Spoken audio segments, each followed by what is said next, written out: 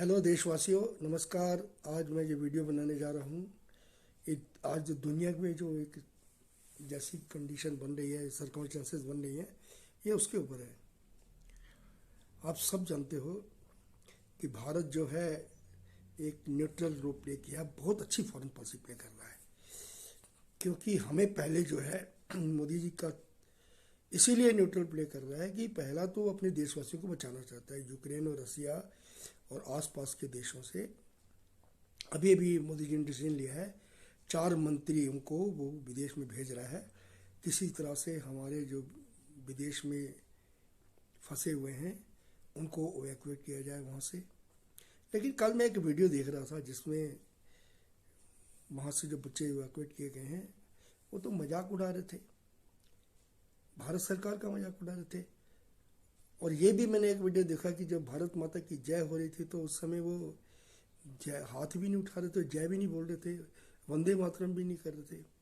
ये कैसी शिक्षा हमारे जो है माँ बाप अपने बच्चों को दे रहे हैं कि विदेश में जाकर देश से प्रेम कम करो। उसमें लड़कियां भी शामिल थी, कैसे दांत निकाल रही थी। मुझे तो बहुत गुस्सा आ रहा था कि ऐसी स्थिति में भारत जो है कितना लाखों अरबों करोड़ों रुपये पब्लिक का लगा के खर्च करके उनको ला रहे हैं, वो मजाक उड़ा रहे हैं। डर लग रहा है, डर लग रहा है, क्या बदतमीजी है। कुछ संस्कार हैं, कुछ वैल्यूज़ हैं। देश के प्रति कोई जिम्मेदारी नहीं है। हमारे देश में रह के हमारा नमक खा के वहाँ तुम ऊपर से दांत निकाल रहे हो। ये शेमफुल है, बहुत ही शेमफुल है। ऊपर से गुलाब के फूल दिए जा रहे हैं हमारे मंत्रियों द्वारा। ऐसे जो छात्र हैं, गुलाब के फूल कांटे कांटे वाले फूल देने चाहिए इनको, और देना ही नहीं चाहिए कुछ। हद हो गई। मुझे तो इतना गुस्सा आ रहा है, दिमाग खराब हो गया मेरा देख के वीडियो। अरे तुम सुरक्षित वापस ला रहे हो, हमारे भारत का जिम्मेदारी बनती है। जिम्मेदारी क्या बनती, कौन देश जिम्मेदारी निभाता है? कभी कांग्रेस जिम्मेदारी निभाई है? पहले आर्मी में कोई डेथ होती थी लड़ाई के दौरान तो खाली कपड़े आते थे उसके, डेड बॉडी कभी नहीं आई। आज जो है कितना सम्मान से उसकी बॉडी आती है और सम्मान पूर्वक उसकी विदाई होती है, तोपों की सलामी लगाकर होती है। और कैसे यात्रियों को निकाला जाता है, कैसे तीर्थ यात्री हमारे यात्रियों को बचाने के लिए जो उग्रवादी हमें छोड़ने पड़े थे, जो आज विपक्ष कभी कभी मजाक भी उड़ाता है। उनको क्या है, उनको तो खाली एक किसी प्रकार से मोदी जी की बुराई करनी है और क्या। वो उनको नहीं पता क्या उग्रवादियों को छोड़ा गया था, अपने यात्रियों को बचाया गया था। मोदी जो सबसे बड़ा प्रेफरेंस जो अपने यात्रियों को देते हैं, अपने देशवासियों को देते हैं। चलो जो भी है, अब क्या तारीफ करोगे तो कहेंगे आप मोदी जी के भक्त हैं। सच बोलना भी मोदी जी का भक्त हो जाता है। चलो ठीक है, न्यूट्रल रह के बात करते हैं। अब रहेगी बात विश्व युद्ध की। 90% खतरा बन रहा है कि विश्व युद्ध हो सकता है, क्योंकि जो बैलिस्टिक मिसाइल जो हैं उसने जो है हमारे रूस के राष्ट्रपति ने वो भेज दिए हैं बॉर्डर पे। और अगर बैलिस्टिक मिसाइल से परमाणु युद्ध हुआ तो उसका इम्पैक्ट जो है इंडिया में क्या, जितना एशियन कंट्री हैं सब पे पड़ेगा। यूरोपियन तो 7 समुंदर पार हैं, उन पे क्या पड़ेगा। लेकिन ये बहुत ही गलत हो रहा है कि एशिया में ये युद्ध होने जा रहा है। इसमें तो हम लोग स्किन लोगों की झड़ झड़ के मर जाएंगे। कैंसर तो चलो कॉमन है, कई बीमारियां हो जाएंगी, आंखों की बीमारियां हो जाएंगी। चलो अब थोड़ा इंडिया में आते हैं। इलेक्शन चल रहा है।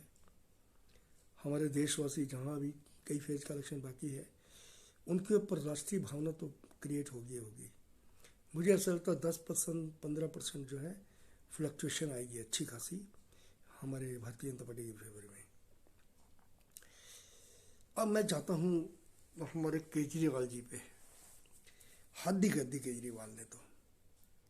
एक तो थोड़ा चुनाव से पहले पता लग जाता ना, ये उत्तराखंड के चुनाव से पहले तो केजरीवाल को एक भी सीट न मिलती। जो पता लगा है कि वो किस प्रकार से जो विदेश में बैठे हुए हमारे आंदोलन को चला रहे हैं, है ना, देश से पंजाब को अलग करने की, उनके साथ ये केजरीवाल मिला हुआ था और वो पंजाब का प्रधानमंत्री बनना चाह रहा था। बताओ तो कितनी घटिया। कुमार विश्वास ने यह भेद अगर पहले खोल दिया होता ना तो दिल्ली का मुख्यमंत्री ना बनता। ये बहुत गलती करी तुमने। और उसके बाद अब सब बोल रहे हैं जितने भी केजरीवाल के साथ थे, प्रशांत भूषण हैं, वो तक कह रहा है, सारे के सारे बोल रहे हैं अब, उसके साथ वाले MK गांधी जी भी बोल रहे हैं कि ये केजरीवाल इसी टाइप का आदमी है। चलो, अब पंजाब वालों को तो पता लग गया है, पंजाब वालों से बड़ा देशभक्त कोई नहीं है।